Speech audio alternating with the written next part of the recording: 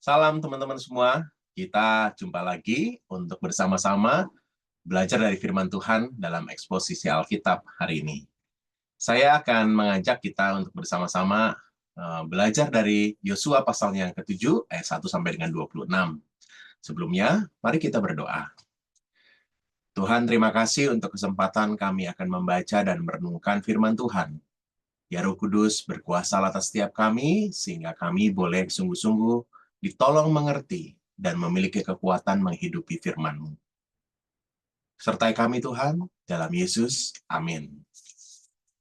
Yosua pasal yang ke-7 ayat 1 sampai dengan 26. Saya akan membacakan dari Alkitab terjemahan baru. Tetapi orang Israel berubah setia dengan mengambil barang-barang yang dikhususkan itu. Karena Akan bin Karmi bin Zabdi bin Zerah dari suku Yehuda mengambil sesuatu dari barang-barang yang dikhususkan itu. Lalu bangkitlah murka Tuhan terhadap orang Israel. Yosua menyuruh orang-orang dari Yeriko ke Ai yang letaknya dekat Bet Awen di sebelah timur Betel dan berkata kepada mereka demikian, pergilah ke sana dan intailah negeri itu. Maka pergilah orang-orang itu ke sana dan mengintai kota Ai. Kemudian kembalilah mereka kepada Yosua dan berkata kepadanya, tidak usah seluruh bangsa ini itu pergi. Biarlah hanya kira-kira 2 atau 3.000 orang pergi untuk menggempur Ai itu. Janganlah kau susahkan seluruh bangsa itu dengan berjalan ke sana, sebab orang-orang di sana sedikit saja. Maka berangkatlah kira-kira 3.000 orang dari bangsa itu ke sana, tetapi mereka melarikan diri di depan orang-orang Ai. Sebab orang-orang Ai menewaskan kira-kira 36 orang dari mereka. Orang-orang Israel itu dikejar dari depan pintu gerbang kota itu sampai ke Shebarim dan dipukul kalah di lereng. Lalu tawarlah hati bangsa itu amat sangat. Yosua pun mengoyakkan jubahnya dan sujudlah ia dengan mukanya sampai ke tanah di depan tabut Tuhan hingga petang, bersama dengan para tua-tua orang Israel sambil menaburkan debu di atas kepalanya. Dan berkatalah Yosua, Tuhanku Allah, mengapa engkau menyuruh bangsa ini menyeberangi sungai Yordan, supaya kami diserahkan kepada orang Amori untuk dibinasakan? Lebih baik kami putuskan tadinya untuk tinggal di seberang sungai Yordan itu. Oh Tuhan, apakah yang akan kukatakan setelah orang Israel lari membelakangi musuhnya? Apabila hal itu terdengar oleh orang Kanaan dan seluruh penduduk negeri ini, maka mereka akan mengepung kami dan menyelenyapkan nama kami dari muka bumi ini. Dan apakah yang akan kau lakukan untuk memulihkan namamu yang besar itu? Lalu berfirmanlah Tuhan kepada Yosua, bangunlah, mengapa engkau sujud demikian? Orang Israel telah berbuat dosa, mereka melanggar perjanjianku yang kuperintahkan kepada mereka. Mereka mengambil sesuatu dari barang-barang yang dikhususkan itu. Mereka mencurinya, mereka menyembunyikannya, dan mereka menaruhnya di antara barang-barangnya. Sebab itu orang Israel tidak dapat bertahan menghadapi musuhnya. Mereka membelakangi musuhnya, sebab mereka itu pun dikhususkan untuk ditumpas. Aku tidak akan menyertai kamu lagi jika barang-barang yang dikhususkan itu tidak kamu punahkan dari tengah-tengahmu. Bangunlah, kuduskanlah bangsa itu dan katakanlah, kuduskanlah dirimu untuk esok hari, sebab demikian firman Tuhan Allah Israel. Hai orang Israel, ada barang-barang yang dikhususkan di tengah-tengahmu. Kamu tidak akan dapat bertahan menghadapi musuhmu sebelum barang-barang yang dikhususkan itu kamu jauhkan dari tengah-tengah kamu. Besok pagi kamu harus tampil ke muka, suku demi suku. Dan suku yang ditunjuk oleh Tuhan harus tampil ke muka, kaum demi kaum. Dan kaum yang ditunjuk oleh Tuhan harus tampil ke muka, keluarga demi keluarga. Dan keluarga yang ditunjuk oleh Tuhan harus tampil ke muka, seorang demi seorang. Dan siapa yang didapati menyimpan barang-barang yang dikhususkan itu akan dibakar dengan api, ia dan segala sesuatu yang ada padanya, sebab ia telah melanggar perjanjian Tuhan dan berbuat noda di tengah antara orang Israel. Keesokan harinya bangunlah Yosua pagi-pagi lalu menyuruh orang Israel tampil ke muka suku demi suku, maka didapatlah suku Yehuda. Ketika disuruhnya tampil ke muka kaum-kaum Yehuda, maka didapatilah kaum Zerah. Ketika disuruhnya tampil ke muka kaum Zerah seorang demi seorang, maka didapatilah Zabdi. Ketika disuruhnya keluarga orang itu tampil ke muka seorang demi seorang, maka didapatilah Akan bin Karmi bin Zabdi bin Zerah dari suku Yehuda. Berkatalah Yosua kepada Akan, "Anakku, hormatilah Tuhan Allah Israel dan mengakulah di hadapannya. Katakanlah kepadaku apa yang kau perbuat, jangan sembunyikan kepadaku." Lalu Akan menjawab Yosua katanya, "Benar, akulah yang berbuat dosa terhadap Tuhan Allah Israel. Sebab beginilah perbuatanku.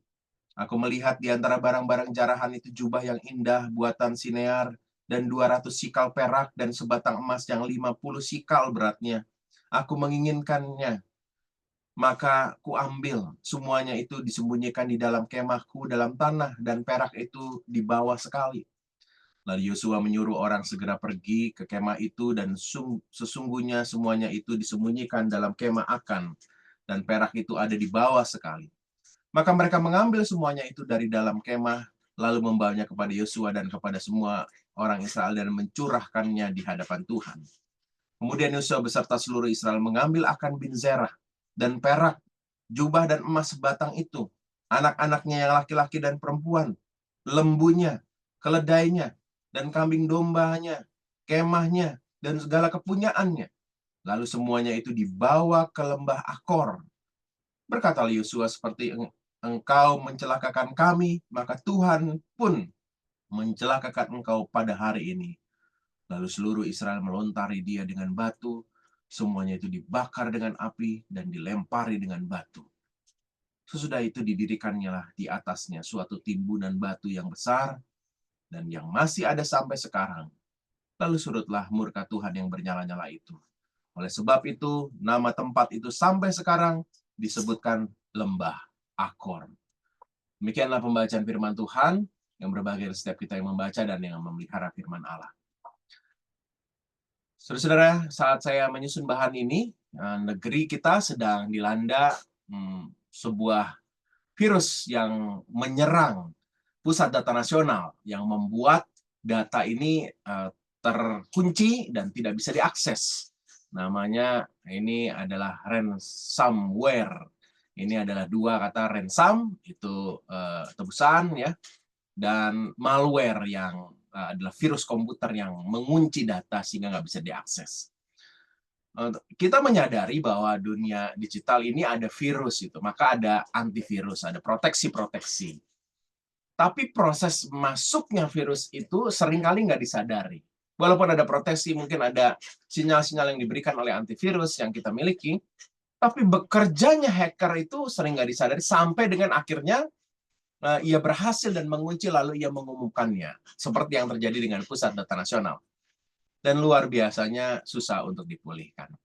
Dalam hidup kita, saudara, ada banyak hal-hal yang kita nggak sadari, dan ternyata itu merasuk kita dan mengunci kita, dan kita akhirnya nggak bisa ngapa-ngapain. Kita terjebak pada situasi di mana ia sungguh-sungguh menguasai kita. Nah, hari ini saya mau mengajak kita untuk merenungkan firman Tuhan menjelang perjamuan kudus. Kita mau memeriksa diri dan betapa pentingnya untuk kita menyadari ada sesuatu yang seringkali berkuasa atas kita dan kita nggak sadari menyerang kita dan menguasai setiap kita. Mari kita menyimak kembali Yosua pasal yang 7 ayat 1 sampai dengan 26. Dan eksposisi ini saya terinspirasi dengan bahasannya Dr. Bambang Budianto yang membahasnya dengan sangat apik sekali, dan saya mau bagikan pada kesempatan ini. Pertama, kalau kita melihat Yosua pasal yang ke-7 ayat 1 sampai dengan 26, kita melihat bahwa ada dua hal yang sering kali paling rawan. Ya, ini saat-saat yang paling rawan dan kita harus berhati-hati. Yang pertama adalah musuh yang di dalam itu jauh lebih bahaya daripada musuh yang di luar. Nah, Yosua mengirim utusan ke Ai karena dia merasa bahwa Ai harus diperiksa dulu berapa kekuatannya. Musuh di luar itu nampaknya berbahaya. Tapi ternyata Yosua nggak mengecek sekali lagi situasi umat Tuhan yang akan ikut berperang ini. Yang kedua, Yosua ini ada di saat di mana ia merasa kuat dan punya pengalaman menang. Pengalaman menang atas Yeriko pada pasal sebelumnya itu sangat spektakuler ya. Yosua mengalahkan sebuah kota besar dengan tembok yang agung dan mereka berhasil. Saudara, ini sebuah kemenangan yang menyebar ke banyak orang. Kalau saudara melihat pasalnya yang ke-6, pada bagian akhir disebutkan bahwa semua orang mendengar tentang Yosua. Dan ini ternyata menjadi situasi yang lemah sekali dan kita bisa terjatuh dalam situasi itu. Nah, saya mau bahas ancaman yang tidak disadari ini ya. Ini malah ada 4 ancaman yang tidak disadari. Nah, itu ketenaran, tidak periksa diri, asumsi yang salah, dan tidak melibatkan Tuhan. Kita bahas satu-satu ya. Yang pertama, ancaman yang tidak disadari itu adalah ketenaran. Dalam kisah kita disebutkan di Yosua 6 ayat 27, Yosua makin terkenal. Terdengar kabar tentang Yosua yang menang atas Yeriko itu membuat dirinya begitu luar biasa di atas angin. Dan ternyata situasi yang ketenaran ini membuat Yosua sangat dipercaya oleh umat Tuhan dan Yosua mungkin didorong untuk kembali bergerak untuk terus maju. Maka ketika ia melihat Ai dan ia mau juga untuk menyerang menaklukkan Ai, saudara. Yosua tidak bertanya kepada Tuhan kemana lagi ini akan berjalan, tapi Yosua terus memutuskan untuk melakukan sesuatu. Mungkin juga ada desakan dari orang-orang yang ia pimpin tentang kemana lagi kita akan berjalan. Itu sesuatu yang karena ketenaran yang ia temui, saudara. Dan itu menjadi sebuah ancaman yang tidak disadari. Bapak dan Ibu, sering kali kita juga terjebak pada situasi sama seperti Yosua. Ketika kita berhasil dalam satu posisi tertentu, maka Tuhan percayakan ada situasi yang lebih besar lagi. Orang-orang mempercayakan kita posisi lebih tinggi lagi. Dan ketika kita posisi lebih tinggi dan kita berhasil lagi, kita diberikan lebih tinggi lagi. Ada banyak dari saudara-saudara para pemimpin, karena saudara berhasil lalu menjadi terkenal, dan saudara dikenal ada perusahaan saudara, sudah diberikan tanggung jawab lagi. Dan tanggung jawab itu sebenarnya menjadi sesuatu yang sebenarnya kita patut syukuri, tapi juga ada tuntutan dan itu penuh dengan ancaman. Pengambilan kebijakan terbesar ada para pemimpin yang tinggi dan mungkin kolusi nepotisme, ada banyak sekali yang bisa kita lakukan karena kemampuan kita punya kuasa yang jauh lebih tinggi. Kita yang terlibat dalam pelayanan, saudara, kita juga mungkin karena kita dikenal lalu kita diundang untuk pelayanan, kita menjadi sibuk luar biasa, kita terjebak pada banyak sekali jadwal yang kita harus penuhi. Tanpa sadar kita terjebak pada situasi di mana kita nggak punya waktu untuk meneduhkan diri sejenak. Mungkin kita mengorbankan keluarga atas apa-apa yang menjadi kayaknya ini adalah pencapaian, tapi sebenarnya itu ada godaan di dalamnya. Banyak dari keluarga yang terbengkalai karena kepala keluarganya sibuk dengan bekerja dan mereka mengatakan ini adalah tentang keluarga. Tapi sebenarnya dia sedang memuaskan hasrat dirinya untuk terus berprestasi. Ingat, ada ancaman yang tidak disadari, yaitu ketenaran, saudara. Yang kedua, ancaman itu berupa tidak periksa diri. Dalam kisah kita, ketika kita membaca pasal yang ke-7, diawali dengan kata tetapi. Kata tetapi ini mau mengkontraskan terkenalnya Yosua dan pasukan ini karena keberhasilan dia menaklukkan Yeriko pada pasal 6, tapi lalu tidak dibarengi dengan sebuah pemeriksaan diri, tetapi menunjukkan situasi sebaliknya dalam kondisi internal orang-orang Israel. Disebutkan di sana bahwa orang Israel telah berubah setia dan mengambil barang-barang yang dikhususkan Tuhan pada saat itu. Disebutkan di sana ada Akan. Dan kalau kita melihat Akan ini, maka Akan ini dari suku Yehuda. Suku yang begitu spektakuler karena kekuatannya, komitmennya pada pemimpin, keterpautannya kepada Tuhan, itu luar biasa. Yehuda luar biasa. Tapi Yehuda pun, keluarga ini ternyata juga lemah ketika nggak terus diperiksa dirinya. Ada ruang-ruang di mana kita bisa jatuh juga. Saudara, seberapa pun saudara spektakulernya saudara perlu untuk memeriksa diri. Kita perlu memeriksa diri. Seorang pelayan pendeta seperti saya perlu juga memeriksa diri. Siapapun kita, sekalipun saudara adalah orang yang begitu dekat dengan Tuhan, saudara punya sebuah track record yang baik sekali. Saudara penting untuk memeriksa diri, dan situasi dalam konteks kita tidak dilakukan oleh Yosua, saudara. Yang ketiga, ancamannya yang tidak disadari adalah asumsi yang salah. Ketika ia melihat, para utusan melihat tentang Ai, mereka lalu mengatakan, tidak usah seluruh bangsa itu pergi, cukup beberapa saja. Jangan kau susahkan seluruh bangsa ini. Sebab apa? Sebab orang-orang di sana sedikit saja. Saudara, asumsi ini asumsi yang terlihat karena pengintai menuju ke sana. Tapi ternyata ada sesuatu yang ada unsur meremehkan, saudara. Dan unsur meremehkan ini menjadi sangat berbahaya. Asumsi-asumsi yang salah ini menjadi ada sesuatu yang berpotensi untuk menjadi ancaman yang tidak disadari. Dan ternyata dalam kisah Yosua, harus kehilangan 36 orang pasukannya berhadapan dengan Ai, sedangkan dia sebenarnya punya 3.000 orang yang menyerbu Ai pada saat itu. Dalam hidup kita juga perlu punya kesadaran bahwa ada asumsi-asumsi kita yang sering kali salah. Asumsi bahwa kita kuat kok untuk menahan nafsu kita. Anak-anak muda, hati-hati dengan masa pacaranmu. Jangan pernah asumsi bahwa engkau kuat dengan godaan-godaan yang ada dan engkau memutuskan untuk jalan dua-duaan dengan pacarmu, ya.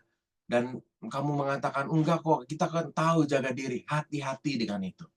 Jangan sampai kita berasumsi-asumsi, kan ini sesama orang Kristen dan seakan orang yang saling menguatkan. Hati-hati dengan asumsi itu, saudara. Kita bisa salah dan kita bisa jatuh dalam situasi itu. Ancaman yang ketiga, yang keempat maksud saya, adalah ketika kita tidak melibatkan Tuhan. Dalam kisah penyerangan Ai, Yosua tidak bertanya kepada Tuhan. Dan ketika Tuhan akhirnya terjadi kekalahan, Yosua lalu menundukkan kepalanya. Dia berkabung, dia menghadap Tuhan. Tapi Tuhan mengatakan begini, mengapa engkau sujud demikian?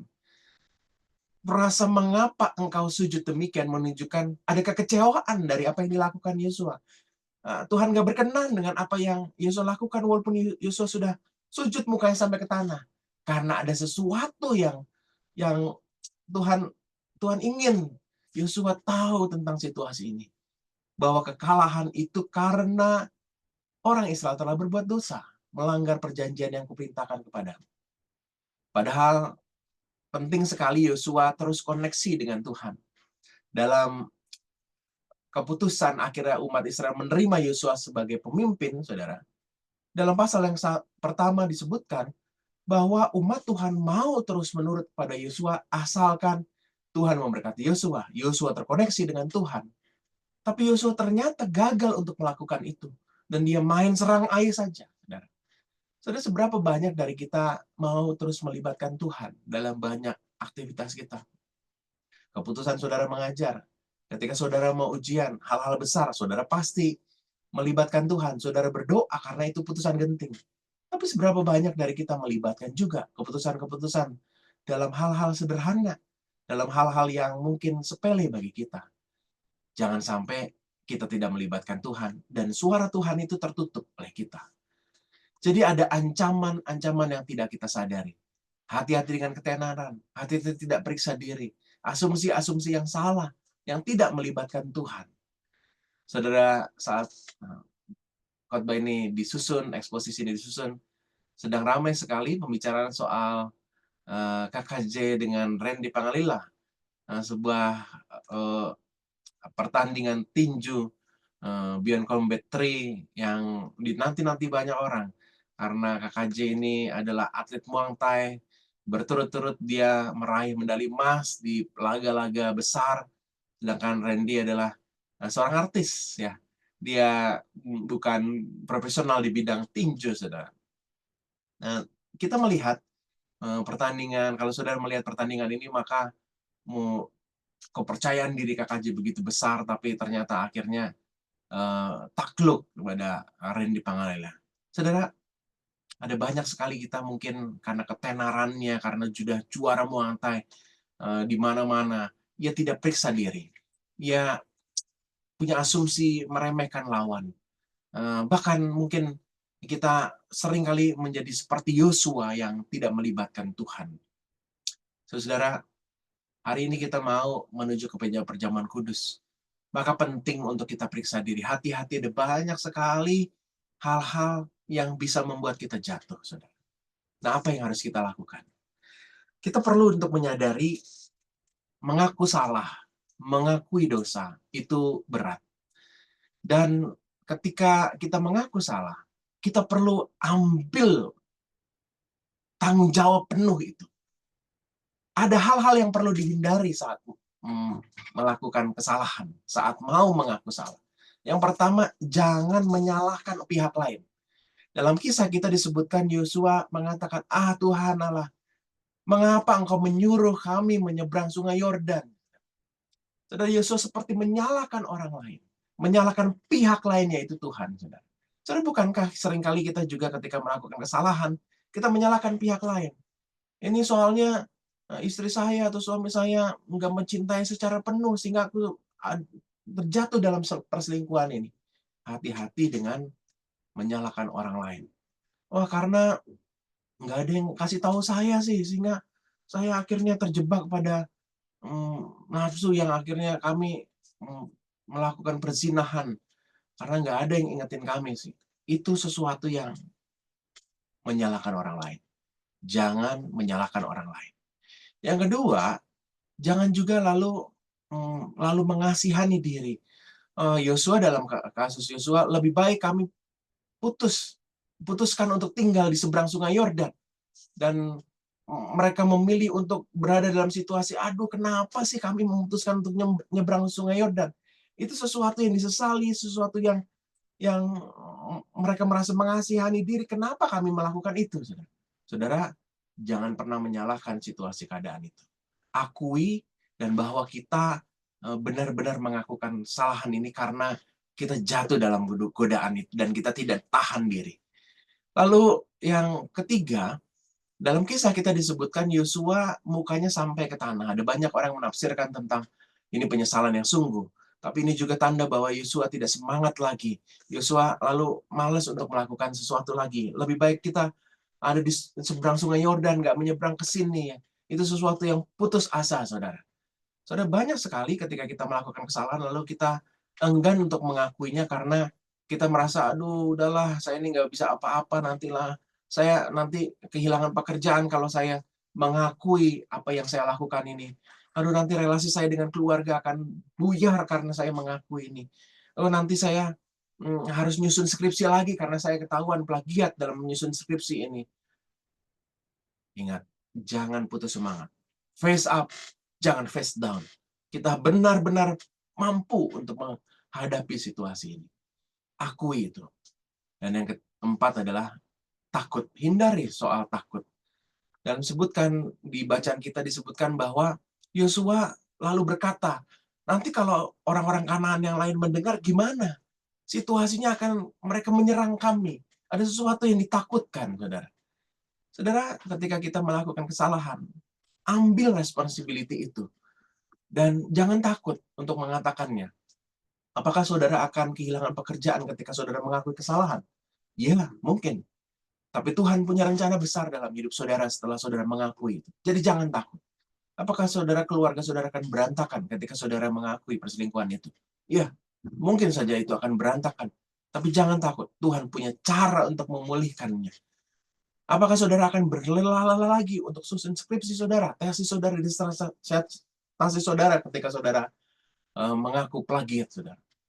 Jangan takut. Tuhan akan menunjukkan jalannya. Bukankah Tuhan mengasihi orang-orang yang mengaku kesalahan di hadapannya? Dan dia punya rencana-rencana besar. Biasanya, saudara, orang yang enggan untuk mengaku kesalahan adalah karena beratnya dampak pengakuan itu. Dalam konteks Yosua disebutkan, lebih baik kalau kami putuskan tadinya untuk tinggal di seberang sungai Yordan saja. Akhirnya Yosua memilih untuk tinggal di seberang sungai Yordan karena beratnya untuk mengakui kesalahan ini. Beratnya untuk melihat 36 orang mati. Orang-orang Israel bertanya kepada Yosua, di manakah Tuhan? Itu sesuatu yang berat sekali. Maka biasanya banyak orang juga dalam posisi Yosua enggan untuk mengaku kesalahan karena ketika mengaku kesalahan kita akan masuk dalam zona misteri. kehilangan pekerjaan mungkin, berantakannya keluarga, kita harus menyusun kembali proses kuliah kita, atau bahkan kita bisa kehilangan kesempatan kuliah, ya, dan kita harus mengulang lagi dari nol. Ada situasi zona nyaman yang kita pilih, lalu kita menutup diri untuk mengaku kesalahan. Bahaya, saudara. Atau kita merasa, udahlah, nggak apa-apalah, kita nggak mengaku, kan juga semuanya baik-baik saja, saudara. Good is not good enough. Kita sering kali terjebak pada situasi itu. Kita ada dalam situasi yang merasa semuanya baik-baik saja. Saudara, bukankah itu juga bukan cukup baik? Kita harus mengakui, pasti ada kegelisahan dalam diri saudara. Yang ketiga, saudara, kita seringkali takut nanti apa yang terjadi dengan hidup kita. Kedepannya bagaimana? Situasi apa yang akan terjadi nanti?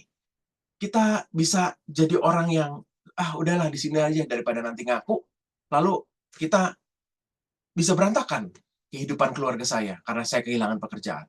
Kalau saya ngaku, bisa berantakan nanti. Saya harus ulang lagi kuliah, saudara.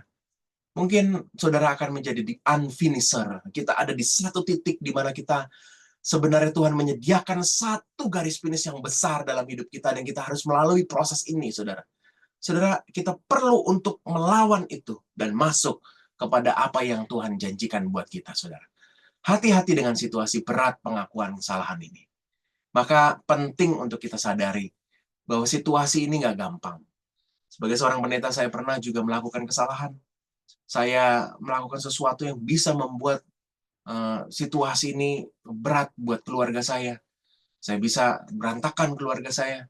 Saya bisa nggak dipercaya lagi menjadi pendeta, saudara. Itu begitu beratnya, saudara. Tapi saya perlu untuk mengakui itu. Saya mau untuk menghadapi konsekuensi itu. Dan ternyata Tuhan hadirkan banyak hal. Pemulihan-pemulihan keluarga, kesempatan-kesempatan Tuhan membagikan kegagalan rumah tangga saya, saudara. Dan saya melihat ada banyak sekali karya-karya Tuhan yang Tuhan hadirkan dalam kehidupan saya. Dan itu karena keberanian untuk mengambil pengakuan bahwa saya melakukan kesalahan. Saudara, apa yang Tuhan mau, saudara? Dalam kisah kita disebutkan bahwa Tuhan melibatkan semua orang untuk terlibat dalam proses menemukan Akan. Apakah Tuhan nggak tahu tentang Akan? Tahu, saudara. Makanya Ai menjadi pemenang dalam pertempuran itu karena Tuhan yang mengaturnya. Tapi Tuhan mau supaya semua orang ambil tanggung jawab ini. Dan proses melibatkan semua umat Tuhan, suku-suku Israel, membuat semua orang pribadi lepas pribadi akan memeriksa diri. Ini sebuah kebijaksanaan, sebuah langkah yang sangat brilian untuk membuat orang mau periksa diri. Wah, saya salah nggak ya? Apa yang saya umpetin ya dalam peperangan kemarin, saya mengambil apa ya? Dan semua orang akan memeriksa diri. Dan semua orang bertanggung jawab, saudara. Dalam teks kita ayat 14 disebutkan, besok pagi kamu harus tampil ke muka suku demi suku. Suku yang ditunjuk Tuhan harus tampil muka demi muka, dan seterusnya, saudara. Jadi semua orang akan ambil bagian. Sudah sampai akhirnya sampai di Akan. Saudara, ini penting sekali kita menyadari bahwa ketika kita mau memulihkan diri, maka semua orang harus juga mendukungnya. Saudara, ada banyak sekali orang yang mengaku kesalahan, lalu malah jadi bulan-bulanan, saudara. Jadi gosip, itu pendeta di situ ya, aduh, ternyata dia melakukan dosa loh ya, aduh, keluarganya sampai bisa mau hancur. Itu menjadi omongan, saudara. Dan itu menjadi sesuatu yang memberatkan. Kita tahu bahwa mengaku kesalahan itu begitu berat. Tapi ternyata orang-orang itu menjadi terus-menerus menceritakannya. Menjadi sesuatu yang mereka nggak lihat bahwa mungkin ada sebuah proses pemulihan yang sudah terjadi. Mungkin ada sesuatu yang diambil, tapi mereka nggak mengikuti, dan hanya omongan-omongan, saudara. Dan itu menjadikan sesuatu yang menjadi lebih berat lagi. Semua harus bertanggung jawab, saudara. Dukung mereka-mereka yang mengakui kesalahan. Jikalau ada orang saudara-saudara yang mau mengakui kesalahan, mari menjadi tempat di mana semua orang bisa pulih. Jangan menjadi tempat di mana orang supaya akhirnya bisa jadi gosip semuanya. Yang kedua, ungkapkanlah dengan jujur. Dalam kisah kita, Yosua meminta Akan mengungkapkannya dengan jujur. Karena penting kejujuran itu, karena untuk menghormati Tuhan. Karena tahu dampaknya begitu besar. Ungkapkanlah dengan jujur. Kalau saudara melakukan kesalahan, katakanlah dengan baik. Dan tetapkanlah alat pengingat, karena kita ini mudah jatuh lagi. Jadi, kalau dalam kisah kita ada lembah Akor, di mana orang mengingat kisah ini. Saudara, ini penting sekali juga untuk kita menempatkan pengingat. Kita perlu untuk juga berbagi dan melihat bahwa kita pernah jatuh, dan kita perlu untuk mengingatnya itu. Hari ini saya mengundang saudara-saudara untuk memeriksa diri saudara. Tuhan mau semua orang bertanggung jawab dan mengungkap secara jujur apa yang kita lakukan. Dan teruslah ingat apa yang kita menjadi lemah ini. Ada 3 hal yang kita renungkan pada saat ini, saudara. Ada 3 A untuk memeriksa diri. Belajarlah dari Ai. Ai mengingatkan kita, jangan pernah anggap remeh. Siapapun saudara, seberapapun saudara dekat dengan Tuhan, saudara bisa jatuh dalam pencobaan. Periksalah diri saudara. Jangan pernah anggap remeh. Yang A yang kedua adalah akan. Belajar dari akan. Akan mengambil tanggung jawab itu. Dan tanggung jawab itu menyakitkan. Iya, keluarganya dan seluruh apa yang dia miliki harus dimusnahkan. Itu menyakitkan. Mungkin saudara akan kehilangan pekerjaan. Mungkin akan saudara kehilangan kepercayaan dalam pelayanan. Mungkin saudara akan mengulang proses yang begitu berat. Tapi ingat, kita bukan the unfinisher. Kita adalah orang-orang pemenang dan orang-orang yang diberikan Tuhan visi yang besar. Dan Tuhan akan menolong kita. Dan belajarlah juga dari Akor untuk terus mengingat kejatuhan kita. Dan terus belajar darinya. Jangan jadikan kejatuhan itu menjadi momok untuk terus orang-orang mengingatnya, menjatuhkan, menyudutkan kita, menjelek-jelekan kita. Tapi teruslah jadikan itu sebagai pembelajaran untuk terus bertumbuh. Mari saudara, kita sebelum datang kepada Tuhan, periksa diri. Mari akui segala kesalahan. Dan biarlah Tuhan menyelidiki dan kenali hati kita lebih dalam. Sehingga kita boleh layak terus menjadi hamba-hambanya. Tuhan Yesus berkati, mari kita berdoa. Terima kasih untuk Yosua yang berbagi hidupnya. Terima kasih untuk kegagalan yang dia bagikan. Sehingga kami boleh belajar. Kami seringkali menganggap remeh dan merasa diri kuat. Kami merasa mampu untuk menghadapi godaan. Tapi ternyata kami lemah. Kami mau belajar untuk mengakui dan ambil resiko apapun beratnya itu. Dan biarlah kami sungguh-sungguh boleh Tuhan tunjukkan apa yang menjadi visi Tuhan dalam hidup kami ke depan. Makasih untuk kesempatan ini. Kami bersyukur dalam Yesus. Amin. Sampai jumpa lagi dalam eksposisi Alkitab lainnya. Semoga menjadi berkat. Tuhan Yesus berkati.